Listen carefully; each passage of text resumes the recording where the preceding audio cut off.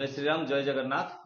बहुत दिन अपेक्षार आज अंत घटिया जाऊँगी मात्र गोटे दिन पर आपण समस्ते जमी ओडावासी पाखे जो खबर थिला कि ओडिशार गोटे स्वर्ण धनुष यात्रा हम जो स्वर्ण धनुष टी आमर तमिलनाडुर कांचीपुरम रे बनी जोटा कि ओडावासी तरफ जेहेतु आसंता जानुरी 21 तारिख दिन आप समस्ते जानते 21 जानुरी 21 22 अयोध्या ଜାନୁଆରୀ 22 ରେ ଆପଣ ଜାଣିଥିବେ ଅଯୋଧ୍ୟାରେ ପ୍ରଭୁ ଶ୍ରୀରାମଙ୍କର ଯୋଉ ପ୍ରାଣ ପ୍ରତିଷ୍ଠା ହେଇଥିଲା ଆଉ ସେଇଟା ଉତ୍ସବ ମୁଖର ହବ। ସେଥିପାଇଁ ଓଡ଼ିଶାବାସୀଙ୍କ ତରଫରୁ ଏହି ସ୍ୱର୍ଣ୍ଣ ଧନୁଷ୍ଟି ଆରମ୍ଭ ପ୍ରକ୍ରିୟା ହବ ରାଉରକେଲାରୁ। ସେଥିପାଇଁ ସେ ବିଷୟରେ ଆଜିର ଏହି ପ୍ରେସ୍ ମିଟ୍ ମୋ ପାଖରେ ଅଛନ୍ତି ସେପଟରେ ମୁନୁ ପାଗଳ ଭାଇ ଯିଏକି ମ୍ୟୁଜିକ୍ ଡାଇରେକ୍ଟର ଆଉ ଏଇ ଯୋଉ ପ୍ରୋଗ୍ରାମକୁ ନେଇ ସେ ଗୋଟେ ସୁନ୍ଦର ଗୀତ ମଧ୍ୟ ଲେଖିଛନ୍ତି। ତାଙ୍କ ପାଖରେ ଅଛନ୍ତି ଆମର ସନ୍ତୋଷ ଭାଇ ଯିଏକି ସେ ଅଛନ୍ତି ପ୍ରେସିଡେଣ୍ଟ ଆମର ସନାତନ ହିନ୍ଦୁ ଜାଗରଣ ମଞ୍ଚ ପାଖରୁ ସନାତନ ଜାଗରଣ ମଞ୍ଚର। ଆଉ ମୋ ପାଖରେ ଅଛନ୍ତି ଆମର ବିଭୁ ଭାଇ ଯିଏକି ଏଇ ସବୁ ପ୍ରୋଗ୍ରାମର ଯିଏ ଅଛନ୍ତି ସେକ୍ରେଟାରୀ ଅଛନ୍ତି। ଆଉ ମୁଁ ତ ପ୍ରକାଶ ଆଉ ଯିଏକି ଏଇ ସବୁ ଜିନିଷରେ ଆମେ ମିडिया କୋଅର୍ଡିନେଟର ସମସ୍ତଙ୍କୁ ଯୋଡୁଛୁ ଯେମିତି ଲୋକମାନେ ଏ ପ୍ରୋଗ୍ରାମରେ ଯୋଡି ହେବେ। ଭାଇ ମୋ ପାଖରେ ଅଛନ୍ତି ଚିତ୍ତରଞ୍ଜନ ଦାସ ଯିଏକି ଯାଜପୁର ଅଞ୍ଚଳର କେମିତି ପ୍ରୋଗ୍ରାମକୁ ଆମେ ଭଲସେ କରିପାରିବୁ ତାକୁ ନେଇକି ଆମେ ଏଇ ପ୍ରେସ୍ ମିଟ୍ ଆରେଞ୍ଜ କରିଛୁ।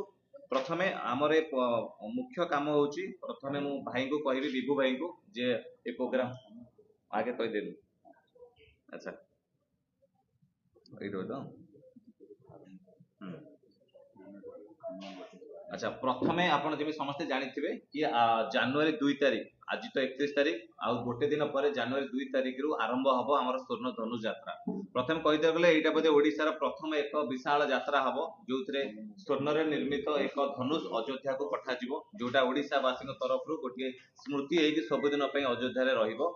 आउ सेति पई हम समस्तंकर गोटे प्रयास रहिबो कि एई जो प्रयास टी सनातन जागरण मंच करिछि सेई प्रयास रे समस्ते जोड़ी हुंतु कारण एटा हम ओडिसा पे प्राइड जगन्नाथ भूमि रु प्रथम थर पे एक विशाल रथ माध्यम रे ए प्रोग्राम टी जिवो।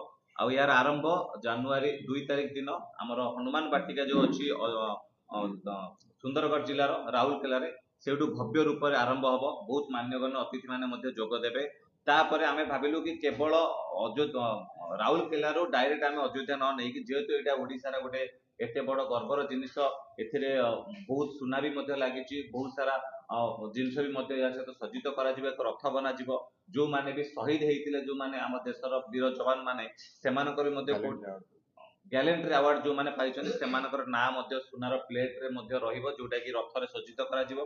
ता सहित हमर जो कर सेवक माने जो माने प्रभु श्री राम लालकर मंदिर रे बनिबा पय जो माने शहीद हेइतिले जो 21 जन कर सेवक सेमानकर फोटो सहित ना भी मध्ये से जो हमर स्वर्ण धनु सहित ताकू भी मध्ये लिपिबद्ध करा जिवो।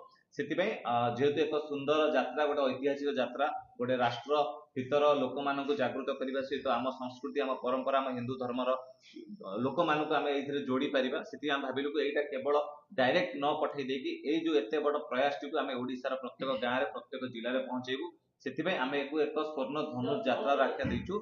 आउ ए यात्राटी प्रत्येक जिल्ला बुलिबो। सेतिपय आम रोड मैपिंग मध्ये मु कहबी भाई को कहि देबे आरंभ हबो 2 तारिख जनवरी 2026 रु हमर आसिक पहुंचीबो 19 तारिख दिन 18 तारिख दिन भुवनेश्वर पहुंचीबो 19 तारिख दिन पुरी रु महाप्रभु पाखर बाहर अयोध्या अभिमुखे तार संपूर्ण रोड मैप अच्छी मु कहबी विभू भाई को जे सेक्रेटरी अच्छा से आपण मानक जनइबे कि एक्चुअली को दिन को जिले में पहुंचो बोली।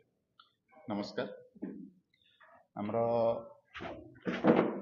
स्वर्ण धनुष यात्रा 2 तारिख दिन 10 घटिका समय हनुमान बाटिका राउरकेला आरंभ होबो एवं सेथिरे हमर बहु मान्यगण्य अतिथि जोग दौचंती साधु संत माने जोग दौचंती समाजसेवी जोग दौचंती ओडिशार कोण अनुकोण ता सहित भारत वर्षर सनातनी प्रेमी माने मध्य सेदिन सेठी जोग दौचंती।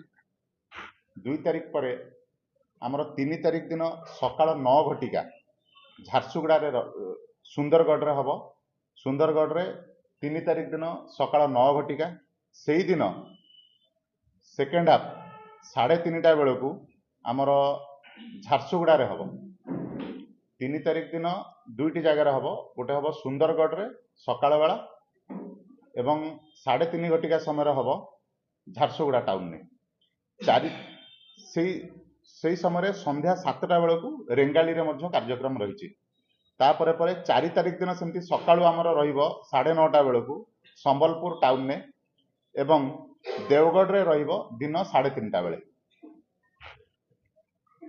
4 ତାରିଖ ସମ୍ବଲପୁର ଏବଂ ଦେଓଗଡ଼ର କାର୍ଯ୍ୟକ୍ରମ ରହିଛି। 5 ତାରିଖ ଦିନ ସକାଳେ 9:30 ବେଳେ ରହିବ ବୌଦ୍ଧ ଏବଂ ସୋନପୁର ରହିବ 3:30 ବେଳେ। 6 ତାରିଖ ଦିନ ରହିବ ବରଗଡ଼ ସକାଳ 9:30 ଏବଂ ବରଗଡ଼ ପରେ ସେକେଣ୍ଡ ହାଫ୍ 3:30 ବେଳକୁ ରହିବ ବଲାଙ୍ଗୀର। ବଲାଙ୍ଗୀର ପରେ ଆମେ ନୂଆପଡ଼ା ଗସ୍ତ କରିବୁ।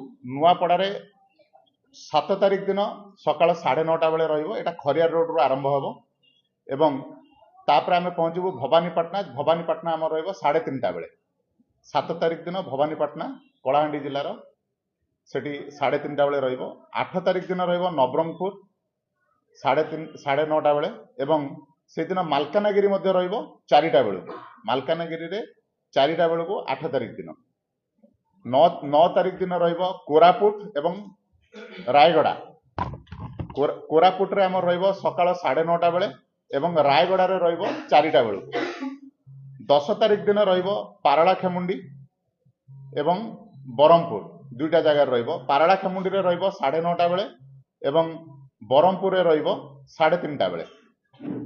11 ତାରିଖ ଦିନ ରହିବ ଫୁଲବାଣୀ ଏବଂ ନୟାଗଡ଼।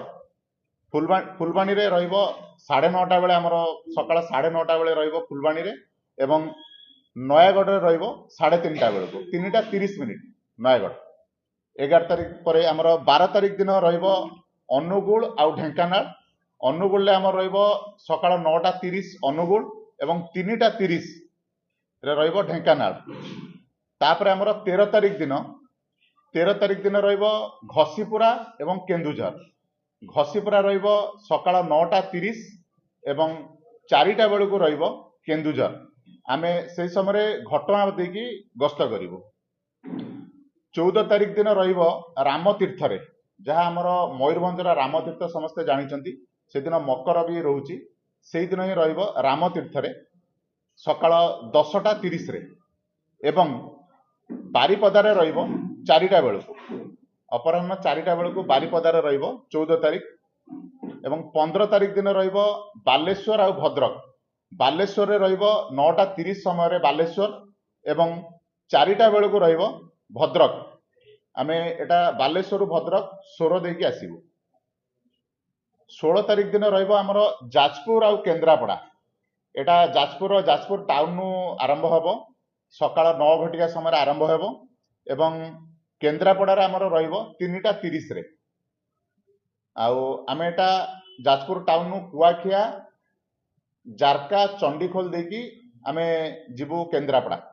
ସେହିପରି 17 ତାରିଖ ଦିନ ଆମର ରହିବ ପାରାଦୀପ, ଜଗତସିଂହପୁର ଆଉ କଟକ।